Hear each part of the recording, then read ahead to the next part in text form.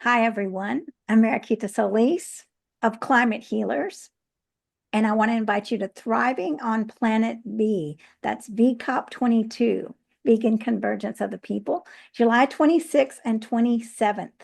So we're going to have some amazing speakers, so be sure to register early.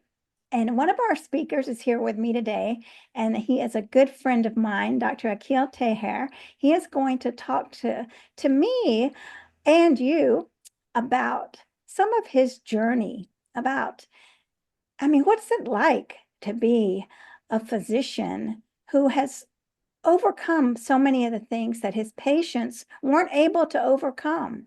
So, and I mean, his transformation, he has a tremendous transformation. So we're here to hear that and to make sure that you come to VCOP 22 to hear his talk on nutrition. And he's going to be talking about animal protein versus plant protein and the effects of dairy, which are debilitating. So welcome, Dr. Akil. Thank you for having me, Marakita. I want to first of all let people know that I wear three different hats. My first hat is that I'm a physician who believes very strongly that plant-based, whole food, plant-based nutrition is a way to heal a person, not only to prevent disease, not only to treat disease, but even reverse diseases. My second hat is that I am a heart disease survivor. I've undergone stents at the age of 56 and bypass surgery at the age of 61. So I know what it is like being in heart patients' shoes, so to speak. And number three, I am a septuagenarian athlete who started my athletic career at the age of 61.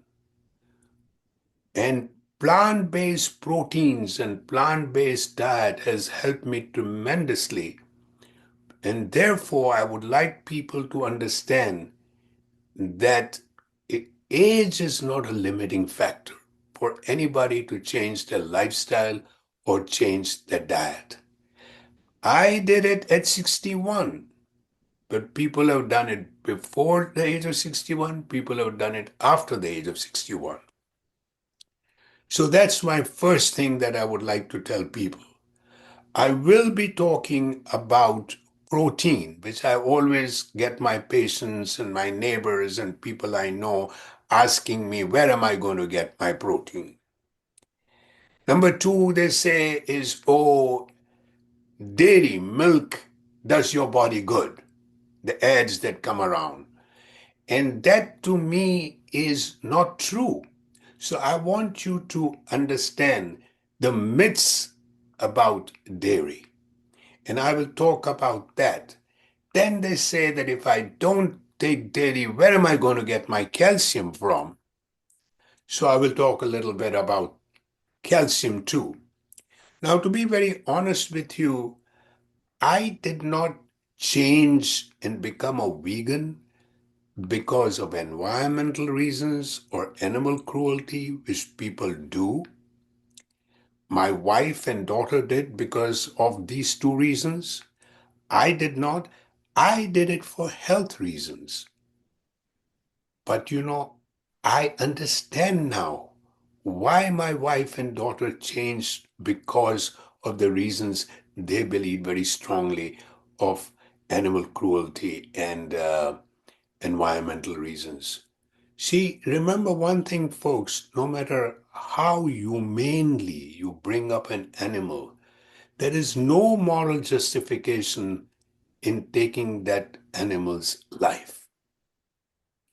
You see, Pythagoras, the king, he did not allow meat on his table because he felt that as long as you eat meat and fish, you are going to go into battles killing people.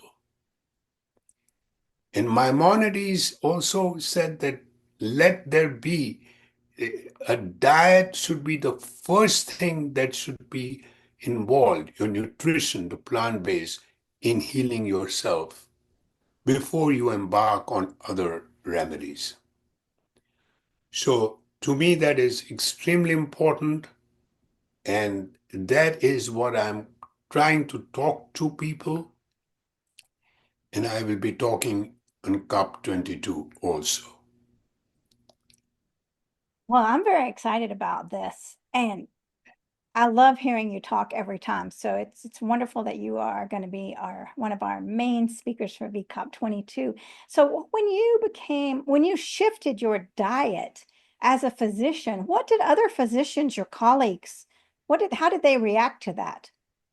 Uh, to be very honest, I don't think people in general, the physicians in general, understand. Most of them now we are getting them to understand slowly.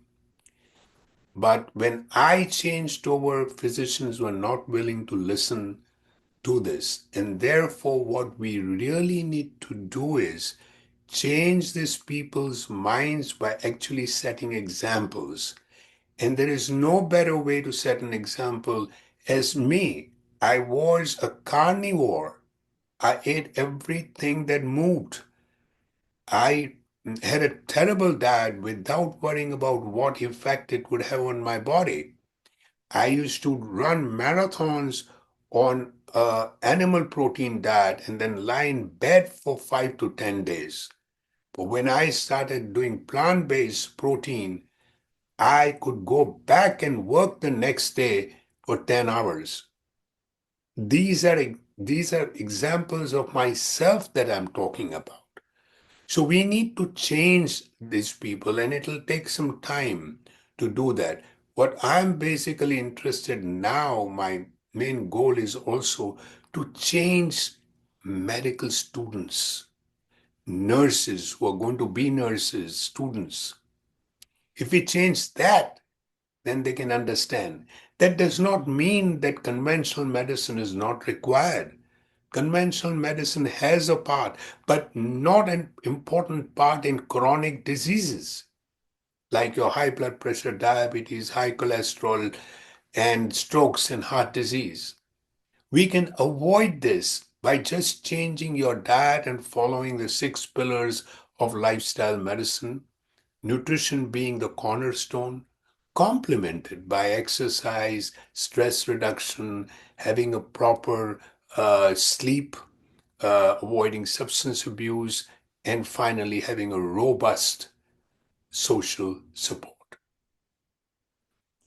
Yeah, and I always think about how in one of your speeches at my church, when you came about moving all the time, it's not just moving like at the gym in the morning. So I'm always thinking, well, I got to get moving at breakfast, lunch, and dinner. And yeah, that was something that really stuck with me. It is so true because a lot of people say I do 1.5 hours in the morning. My heart rate goes up. I sweat, and I've done enough. And then I say, after that, what do you do?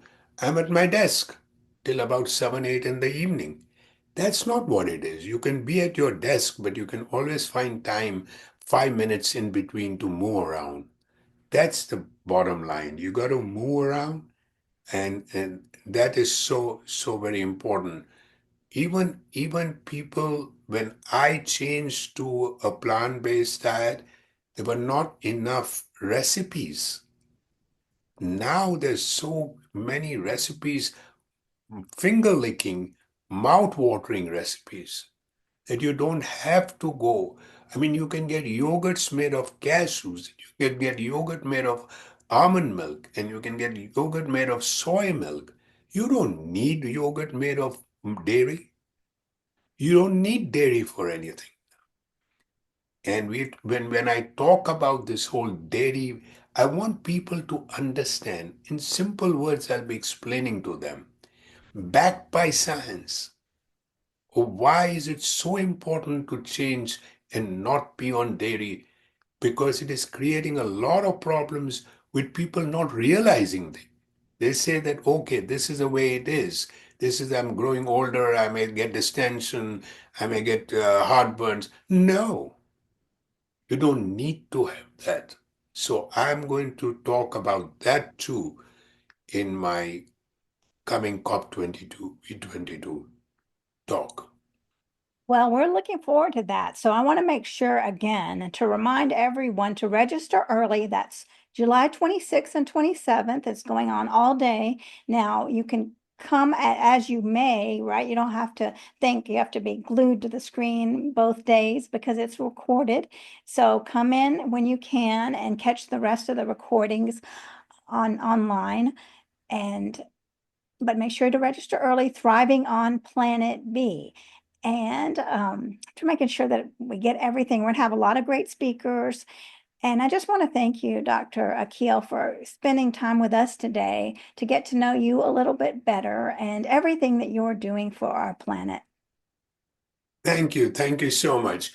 Again, my name is Akil Taher. Come join me at the week of 22, Thriving on Planet B on 26th and 27th. My talk is, I believe, on 7 p.m. on the 27th. And so I will be talking again on plant-based diet, nutrition, concentrating on avoiding dairy, difference between plant and animal proteins, and calcium, which everybody asks me, where will I get that from? So thank you so much, Marikita, for having me today. All right, we'll see everyone at VCOP 22.